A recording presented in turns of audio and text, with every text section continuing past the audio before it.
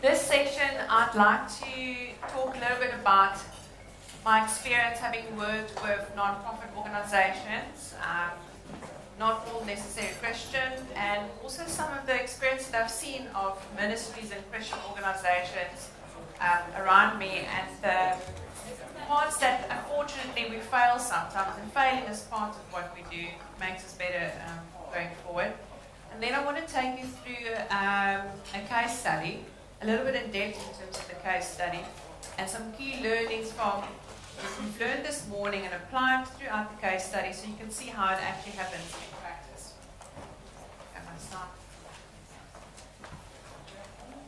Okay. So one of the first things that I have seen, and we've spoke about it again, and I like to kind of harp on points that I really strongly believe in, is no goals. This is really a thing that I see often where people say, well, we just want to reach everyone. We want to reach all the students in our city.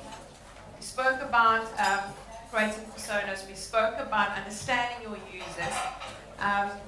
And one of the questions after my talk this morning was, okay, so let's understand, how do we understand all the students in your area? And the question that I gave back to this person was, well, what is the need amongst the students? You know, it's very hard for me to say, well, do X, Y, Z, but I don't live in that area. In South Africa, I can tell you, the need for students in South Africa is the opportunity of unemployment. Unemployment is huge. Poverty is huge. The color of your skin is still huge. You know, so I think for you, in your region, it's so important to understand what is it that you want to do. Which leads on to the next one, no segmentation. Trying to reach the whole world again, and therefore brings on a lack of understanding of your users. Fragmented approach. We want to be everywhere, for everyone, on every platform. That is one impossible task. Try and do one thing and do it well. And once you've done that, move on to the next. So try and be on Facebook. And if you're only on Facebook for the first part of your launch or of your campaign, that is okay, but do it well. Don't try and fragment your approach and your budget and your efforts and your teams across all the possible digital channels that's available, because at the end of the day, you're not going to succeed in your goals. The social media bandwagon. This is not just non-profit, this is basically most clients that I've ever worked on. It is fun and it is exciting and it's sexy to be on the latest social media platform. Is it effective? No. Just because everyone is now on Pinterest or on Instagram or on whatever latest platform does not mean that it's necessarily right for your target audience. However, if your target audience is early adopters and they are on this channel, then yes, it is the right channel to be in. Ask yourself, is this channel going to help me achieve my objectives? And what role is it going to play in my strategy? Online reputation management. This one is quite an interesting one, because I've seen that we often feel the need to defend the gospel on social media instead of reveal the gospel. And I must say that we've got a rule in social media management, and the teams of online editors that I've worked with before, is that if a conversation gets to a point where there's no resolution, you know what it is, and it's hard to explain. It's a conflict situation. The number one rule is take it offline. Take it offline. Do what you would do in normal life and apply it online. You would not go and have a full-on argument in the middle of the plain square with someone where it gets to a point that it gets conflicted and aggressive. When it gets to that point, we'll take a person to a coffee shop, out of the spectator room, and you would have the discussion with them there. And I've seen this so many times, and it hurts me tremendously as a Christian. Pastors, people having the best intentions, where they put things on Facebook, controversial stuff, fine, but then the conversation starts. And this conversation is very quickly going south. And instead of saying, give me your number, let's meet up for a cup of coffee, or I'll email you that information you asked about, well, here's a resource. The conversation gets down and dirty and ugly online. The number one, the other rule about online, once it's on there, doesn't go off. So for someone who has not been part of the conversation, this heated discussion going on, just peeking in, having a look at what's going on, you can so often be misrepresented, misunderstood, and you can do more damage to the gospel by what you were trying to achieve in the first time. So I think that's very important. Online reputation management. Make sure what's out there is representing of your heart and of the truth of the gospel. The other good thing about online reputation management, you've got so many tools available to you. You can actually intercept into conversations. Listening tools. There's many social media listening tools that you can target by keyword. Or you can just do it the manual way where people will have a conversation online and you can say, well, this is what I think. Have you tried out this resource? Because that is how conversation happens in real life. And I think sometimes we think the way that people behave online is very different from the way they behave offline. No, it's not. You have conversations. You have real interactions. It's just the tools that are digital. So I spoke about invisible children before, and I'd like to take you through their case study of how I think they've approached the planning digital tools through reaching, interacting, converting, and engaging with the users. So if we apply the same thinking of our strategic approach about what, who, where, and how, so what they wanted to do, it was quite clear. And I mean, this is a case study that I've put together just as an outsider, consumer. Never worked with them before. This was very clear from all their pieces of communication. They wanted to reach people. They wanted to create awareness. What did they want to create awareness of? Of Joseph Kony, and their objective, actually, you can see it on their site, make Joseph Kony famous. So people get aware of what is going on this interesting. So they wanted to reach people and make people aware.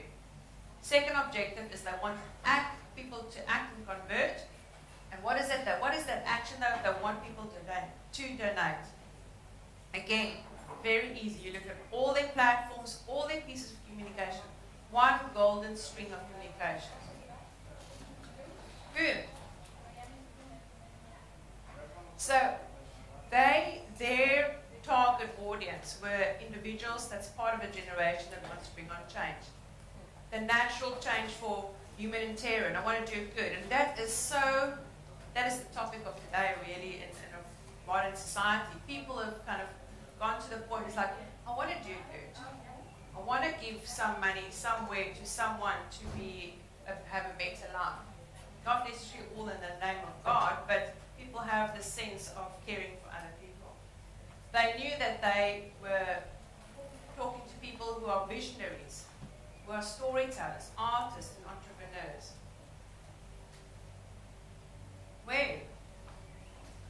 So this is their site, and I recommend you just go look at it as well. But the objectives is clear. What we do, who we are, donate.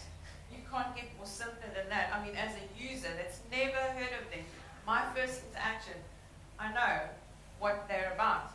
The objectives are clear.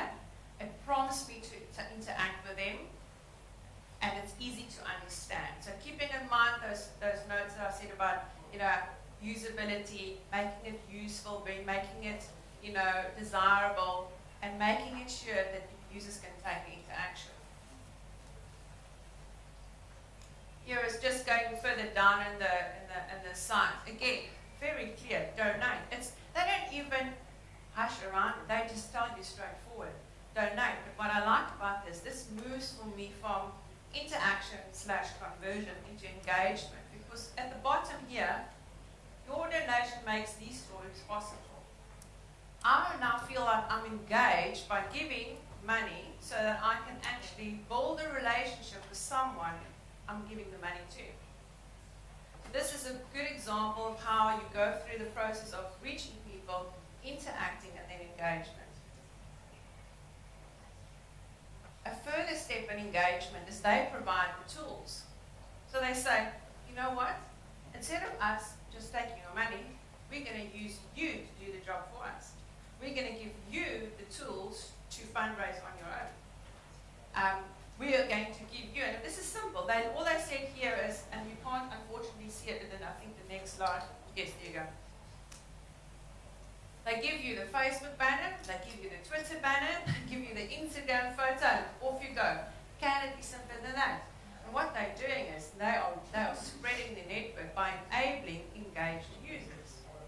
So they've reached people, who's never heard about their cause, through a very emotive story, make people feel, I want to do something, I want to change the world, how can I do it? Go to the site of any of their platforms, donate, I've done that. Feel I want to get involved more, engaged. Okay, I'm going to do my own fundraising. I'm going to do it on my own Facebook page. I'm going to put it on my Instagram, and therefore I'm going to become a true engaged follower by giving them the tools to do it. Shareable content. I must say, when I spoke to our artist friend here, I got very excited because people ask me, like, what's the latest trend and where's things going? And it's very hard because, as I'm standing here, there's already new technology and new platforms coming out. I don't know all the answers. If I can say something, this is, from my own personal experience, becoming really big. There is a move away from long stories and stuff to quick, consumable content, inspired. This is becoming the secular world's Bible out there. A little quote that's beautiful. I can share on Instagram and on Facebook. It can be my inspiration for the day. This is my daily devotional. And why I was inspired about our artist friend here, I saw the potential. Because imagine if we take his artwork or a similar person's artwork and create those into shareable content, little tidbits that you can use. People can wear it. You saw the tote bags. Beautiful design stuff. Why should we not use the talents of great young Christian artists to create beautiful content that Christians can wear, can share, but also the secular world? Because it's a conversation starts. Oh, where did you get that beautiful bracelet? Well, actually, let me tell you the story. Their Facebook page gives you an idea of all the themes and types of content they provide. They've got all their campaigns, they've got live streams, YouTube, InstaFeeds, but it all works together. One holistic picture. There's one golden thread of communication you can pull through all their pieces that sit so nicely together. This, for me, is taking it to another level. This is another way of driving really deep engagement. The shop. Have people buy stuff that's beautifully designed, that's funky, that's wearable, and that money goes to donation. And this is one of the biggest revenue streams because it's cool to wear an independent artist designed t-shirt with a very cool slogan or inspiring message on it. Even their LinkedIn page. This was for me like brilliant because even on their LinkedIn page, they were carrying through the ethos about engaging. They didn't say, come work for us, it's a great place to work. They challenged people, said, come and make history. Wow, I want to work for them. I want to make history. That's the kind of response you want people to say. So, how did they do this? And they have this principle of these 4 elements: media, mobilization, recovery, and protection. I'm not going to take you through recovery and protection. It's very on-the-ground tactics. It's just how they deal with those, protection of the people that's come through the crisis, and recovery.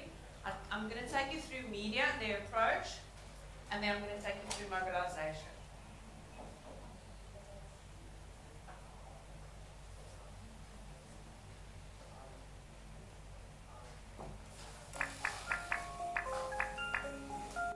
Invisible Children promotes the equality of all human life. In our connected world, we see each other and hear each other, and this makes us want to protect each other. We call this ideal fourth estate. We are acting on it by pursuing an end to the violence of Joseph Kony and the LRA. We've created a comprehensive approach that tackles 4 key areas. Media to spread the story around the world. Mobilization of international activists. Recovery of the war-affected region. And protection of those in danger.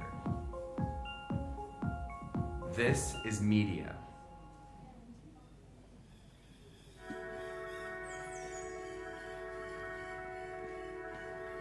You as an individual are bombarded by media everywhere you go. We believe at Invisible Children that content is king, that it has to be the most compelling, the most astonishing, the most passionate to tell a story that is quality, entertaining, heartbreaking, in hopes that the viewer wants to participate. My name is Jason Russell, and I am Chief Creative Officer at Invisible Children. I am responsible for the stories and the media that comes out of this organization. Invisible Children started with a film called Invisible Children, The Rough Cut, a movie about children sleeping in the streets because they were afraid of getting abducted and turned into child soldiers. The Rough Cut actually woke up a generation to this horrible problem. And after the film ended, they would say, what can we do to help these children? And out of that question came a multitude of solutions and creative ideas to rebuilding schools, building a rehabilitation center, rebuilding these lives that have been destroyed by this war. Without that story, we wouldn't have an organization, so it's important to remember that we are first and foremost a storytelling, media-based organization. Whether I'm directing a short film or doing some animation piece, it's like, what is the story we're trying to tell, and how do you visually help tell that story?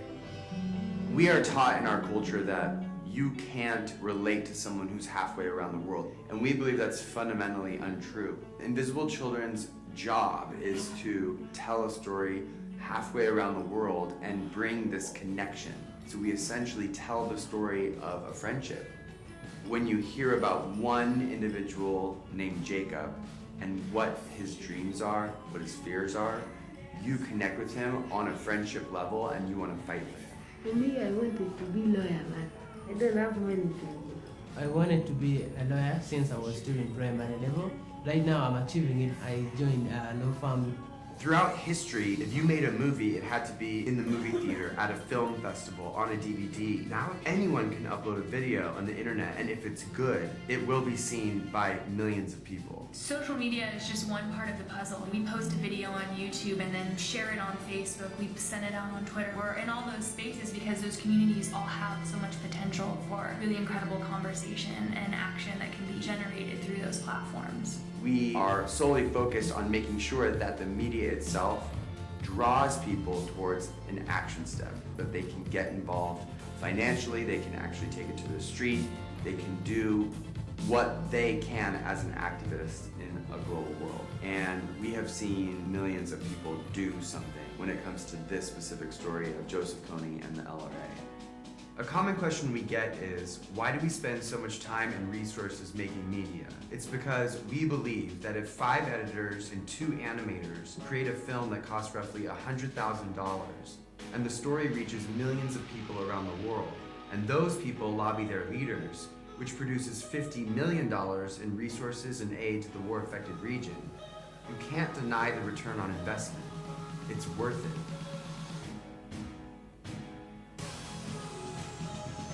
What greater goal as a storyteller to have your story actually alter people's lives and change policy and eventually end a war. All of this is made possible by Fourth Estate members who give generously on a monthly basis to see programs like these produce the results of global justice. Members of Fourth Estate believe in promoting liberty, peace, and justice for all people. If you do too, you should become a member of Fourth Estate. I love the fact that they speak about storytelling. And don't we have the greatest story, the greatest love story to be told? We don't have to add fancy gimmicks and make up stories, and we've got a true story. And I think, you know, if you think about ministering, there's an emotional connection that takes place. So I think that that's really powerful to take that as well. I'm going to show you the next one, which is how they've taken it then through to mobilization. There's a bit of replication about in the introduction.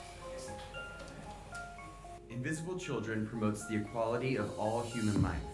In our connected world, we see each other and hear each other, and this makes us want to protect each other.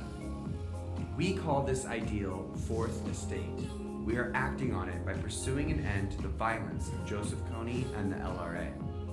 We've created a comprehensive approach that tackles 4 key areas: mobilization of international activists, recovery of the war-affected region, protection of those in danger, and media to spread the story around the world. This is mobilization.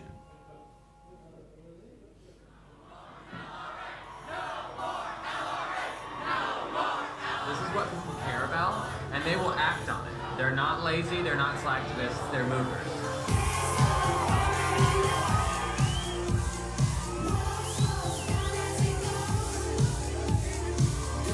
Over the last 10 years, Invisible Children has created a global network of activists who are committed to defending human rights and are ready to take action at a moment's notice. My name is Lieze Langford, and I serve as Director of Civic Engagement for Invisible Children. Mobilization is about building a coalition of engaged citizens around the world who are committed to seeing the end to LRA violence. We've had to be agile and creative in how we share this story and invite others into it. We've been able to do that through political advocacy campaigns, music tours, and by bringing the story of the LRA conflict and how to see it ended directly into schools. We bring together young people from all over the world, train them, and then pair them with a survivor of the LRA conflict, and send them out all across North America for 10 weeks to share the story of the LRA conflict and how we can all play a part in seeing it ended. I'm here, so proud, advocating for the people who are back at home. You help date Kony and bring him to justice. Since that first film in 2003, we've made a dozen more, and we've gone on tour 15 times across North America and the world, but all with the singular focus of seeing an end to LRA violence. And that's the key to a movement: a clear, achievable goal and an unwavering commitment to achieve it. We're committed to empowering everyone who encounters our tours and our films to take direct action by engaging their political leaders and amplifying the voices of LRA-affected communities. My name is Ann White. I am Samantha Gilbert. My name is Johannes. I'm from Portland, Oregon. I'm from Woodbridge, New Jersey. We're going to go talk to our senators. To tell them about the Lord's Resistance Army in Kony 2012 and what we're trying to do to see this war finally come to an end. It's great that so many young people are aware of what is happening there. Thank you for picking something and focusing on it, targeting and staying with it. We've helped secure the passage of 2 major pieces of legislation, and our supporters have moved U.S. and international governments to invest tens of millions of dollars in the protection and recovery of communities targeted by LRA violence.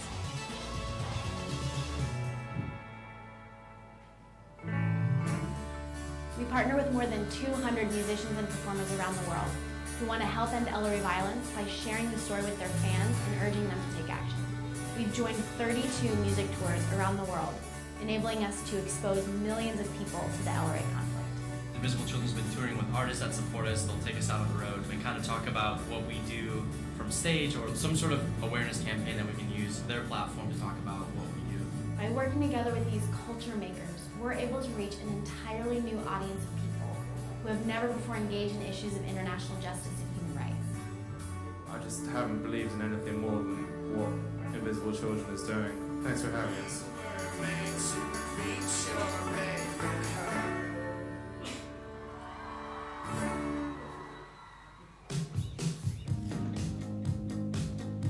The Fourth Estate Summit is a gathering of our top supporters, the most dedicated activists from around the world who gather together to hear from and engage with top human rights leaders, innovators, and storytellers. Stories, the most powerful thing we possess, to change the way people think, which changes the way people feel, which then changes the way people act. Fourth Estate is about more than invisible children in the LRA. It's about a belief that we are responsible to each other, no matter where we live. The primary goal of the summit is to be a birthplace of ideas that will change the course of history by promoting justice for all. Time and again, we've found that large-scale international events where thousands of people stand shoulder to shoulder, demanding an end to LRA violence, not only moves our political leaders to take action, it also changes us in the process. Since 2006, we've hosted 6 international events with more than 300,000 participants. Our goal has always been to turn awareness into effective action and online connection into real-life experience. Our events have helped expose many facets of the LRA conflict, including child abduction, internal displacement, and international apathy. What we've learned is that you can't have a movement without moving, and we're committed to do that until LRA violence finally ends. All of this is made possible by Fourth Estate members. So there's a few points I want to pick up from that. I love the fact that they target culture makers. You know, we talk a lot, there's a lot of questions I'm getting about students, and maybe that's just, I'm just standing here thinking about it. Culture makers. Who are the culture makers in your environment if your target market is a student or young person? And can you find some way to collaborate with them? The other thing that I also wanted to point out, you can see there's a perfect example of taking a digital campaign, a digital strategy, and taking it right through to real life experience. And it becomes this beautiful kind of cycle of everything moving together. But again, all the pieces of communication is simple, focused, and speaks to the point. So, to summarize, and I think this is where, if we've got time, I just want you guys to maybe sit together or on your own, and we can talk about it and think about it. What is your strategy? What is your objective? If you can walk away today and know, there's one thing I need to do, it's this. Who is the audience that you're talking to? Where are you going to talk to them to? And then how are you going to do it? Are you going to reach them? Or have you already reached them? Are you now past, you've made all your Facebook likes, you've got them, now it's for you to get them to convert it into active engage with you. Find out where exactly on that pathway, that conversion pathway, you're standing currently. And then let's discuss what kind of tools and actions you can take. That's me. So maybe if you guys can sit and think about that. If you've got questions, then I can take you through some thinking. We can have this as a working session, not just, let's use this time if there's some key stuff that you're battling with and you want to tackle it.